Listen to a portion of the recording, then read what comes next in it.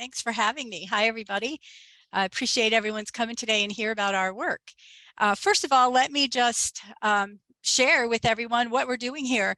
We started our program, our Highway Maintenance Management program, in 2019 with 20 students in our first cohort of our 101 course. And to date, there have been 44 students through the program, and 21 at least are continuing to this point. Our degree program is designed to award college credit for the training that's already taking place everywhere out there. The knowledge that's gained on the job through the FHWA type training, through all the stuff that Kevin just mentioned, all the types of training that's happening there, in-house training, anything that local technical assistance programs are doing, or technology transfer centers, NHI training, National Highway Institute training, as well as American Traffic Safety Services and Federal Emergency Management, and a host of other places. But we want to award college credit for all of that training, or as much as possible, so that we can get folks through our program as quickly as possible and add value to what you're all doing out there. We're awarding the credits for the competencies, okay? So everything is competency-based. The skills learned on the job through your agency's training courses. If your course objectives line up with our highway program competencies, we can write transcriptions agreements for just about anything that you're providing for your folks through any of those avenues that I just mentioned. So the students don't have to spend time in the classroom relearning or being reevaluated on learning that they already have gained. So this is a huge benefit to any of your employees who may want to pursue the highway maintenance degree, right? So many of them have never had an opportunity to get any kind of formal education or any kind of a degree, and this is really the only thing out there available right now. Our program is kind of woven together like any other accredited degree program. There are 5 general ed courses: the math, the science, the government, and those types of things, the computer and the public speaking. And then because it's a management degree, there are 6 management classes, totaling 18 credits. There are 7 core highway classes and 2 to 4 elective classes. So those are the types of courses that the students will have to take. Since it's a management program, we added those management skills that people were showing up for promotions or interviews, and they were lacking these particular skills, or they couldn't demonstrate them in any tangible way. So we are able to put these into our program and give them, they can validate that they have these skills. So things like principles of supervision, principles of human resources, ethics and social responsibility, project management, stuff like that, those types of management courses. But it's the HWY, or the highway core courses and electives, that we are using to award up to 27 credits for all that prior learning, right? All those crosswalks and transcriptions I was talking about earlier. The courses are all of the courses, including the management and general ed courses, are all online in a partially or pretty much a partially asynchronous method. So the students don't have to show up on Tuesday at 2 o'clock or anything like that. They meet deadlines rather than datelines. So it's much more doable for our students, especially since they're spread all across the country, and they do different types of work, whether it's winter or summer. The program, providing it in that format, offers them a little more flexibility. Front Range has recently developed, to accommodate some of these students, we've recently developed some fast track courses for the highway students, so they can move through some of those general ed and management courses a little bit quicker. They are compressed courses, so they can take possibly 2 in a semester where they would normally only be able to take 1. And they've developed them around the work that the highway students are actually doing. So math problems are around slopes and ratios, radiuses, volume, and other typical types of measurement. Government courses are around your, how politics plays into the work that you do, things like that. English courses are around communications that would typically take place between managers and executives, or managers and constituents in the community. So they can actually relate to the course, right? The students for the first time are able to see themselves in the examples that the teachers are using. So that's a great improvement in the program. So as you can see here, one of the things, whoops, can we go back to that one? one of the things that I've always known is that these students are totally capable, more than capable of being successful. And this slide just shows that every single one of our graduates to date are honor students. 2 of them are actually Phi Theta Kappa honor students. The other one qualified but never applied. I think the fact that that they are honor students never surprised me, but I think some of them are a little surprised by the fact when they first learn it. We currently have 3 graduates now in the program, which is remarkable in itself because we really never expected to have any graduates 3 years in. We were thinking maybe 5 years in, but 3 of them just plowed right through it. And because of their success, we are able to accelerate to our phase 2 plans, which I'll get to in a minute. We can go to the next slide now. So here is where our students are currently located across the country. They represent 11 state departments of transportation, 17 different public works agencies, 2 private contractors in 14 different states. And you can see down here in Texas, I just want to take note, Texas and the public works community in Texas should be very proud of the very first person in the country to actually achieve the goal of earning the degree, and that is Don Strange down in Highlands Village, Texas. So next slide, please. These are our partners. I want to put this up here because these are the folks that we have agreements with across the country to award credit for the work that they're doing internally, or some of the bigger programs that are happening out there like FEMA, National Highway Institute, and ATSA. So we currently have agreements with the Maryland Department of Transportation, with Roy Jorgensen Associates for internships, for we have Colorado Barricade for internships, Road Safe for internships, National Highway Institute we have agreements with them, North Carolina LTAP, Nevada LTAP, Colorado LTAP. All of these folks are working with us to either provide internships for our students or to work with us on transcription agreements to award credit. Next slide. So phase 2, this is our high school program, our high school internship program that's getting a lot of attention right now across the country.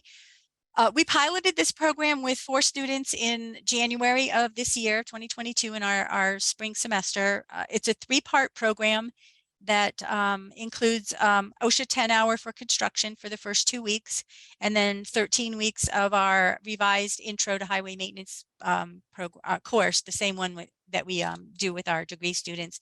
And then the last part of it, after they graduate in May, or once they finish the 101 course, they go right into an internship at a variety of places wherever they choose. So there's a host of places they choose. They apply for those internships and they do an interview and they go and get the job. And then I evaluate them 6 or 8 weeks following the internship. We started, like I said, with 4 students. We ended with 2. So 2 of them just decided they didn't want to do any of the work and blipped off.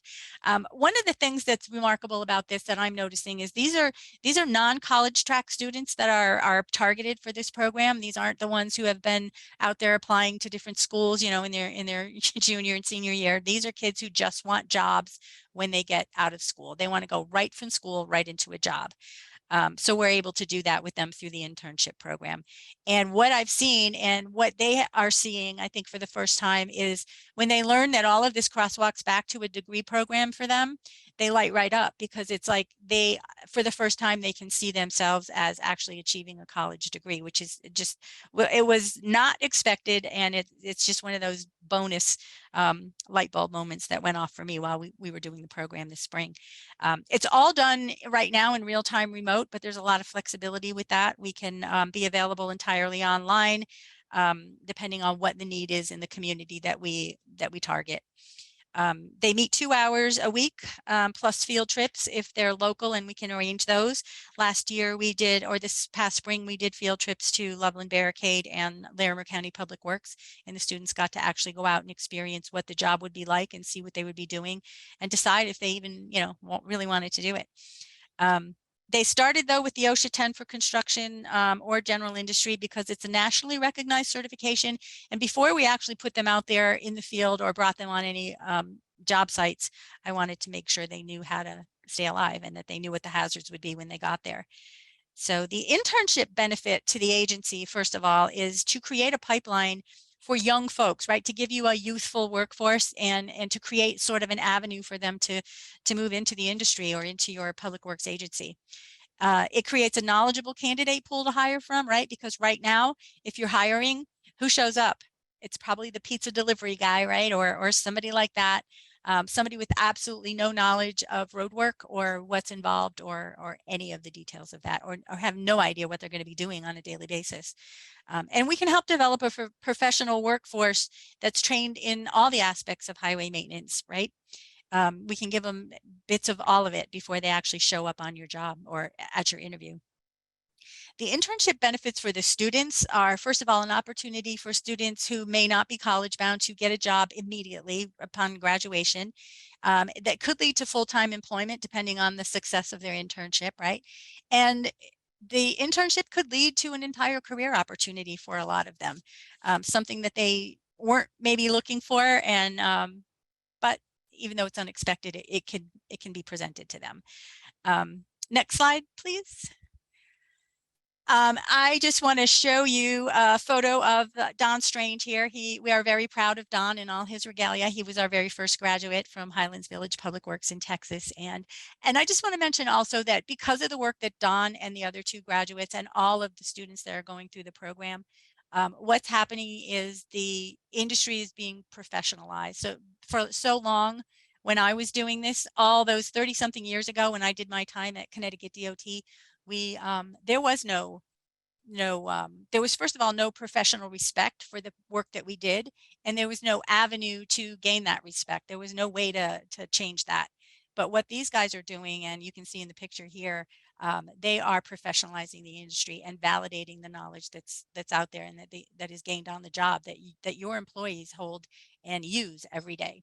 So we want to applaud Don for doing that, and for all the other graduates to help uplift this industry and professionalize it and give it the respect that it deserves. So I thank you all for coming today, and I appreciate your attention. Thanks. So that was that was great, Sue. I actually love your program, especially the intern program, because I don't think there are many of us that decided, oh, I want to be a snowplow operator when I grow up.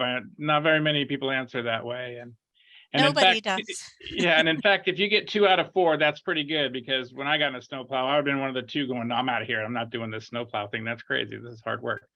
So Yeah. I really applaud that part of the program. I think that's what we need to.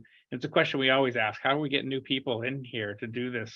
You know, it's important but difficult work. So we know they're good jobs. The problem is that they're not marketed to anybody anywhere. yeah. Now we're starting that with our schools. We've got panel cards we're sending out, and we're working with local and national school districts to do that. So thanks for the opportunity to share. Appreciate it. Yeah, it's great. In fact, I like that you kind of partner with CDOT. That's an important thing. They can send people back and forth. But so I'm just going to start firing some questions. There's some in the chat. And by the way, for those of you listening, if you have questions you want to ask, please put them in the chat box or in the question and answer box or the chat box, and one of the two will answer that. We'll get them answered. But I guess my first question is, so the course that you put together is virtual, because I noticed from your map you have people all across the country. You can take the course virtually, basically. Right. The Highway 101 course. Yeah. To enter the degree program, what I typically ask students to do is start with that course.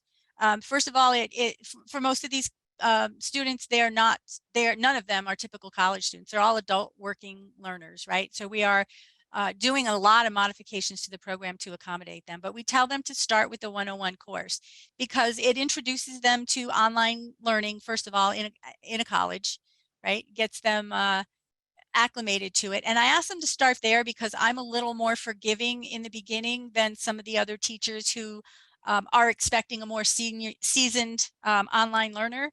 So we ease them into it a little bit that way. And then by the time they finish that, they're ready to go on and really go ahead and bust through all the other ones.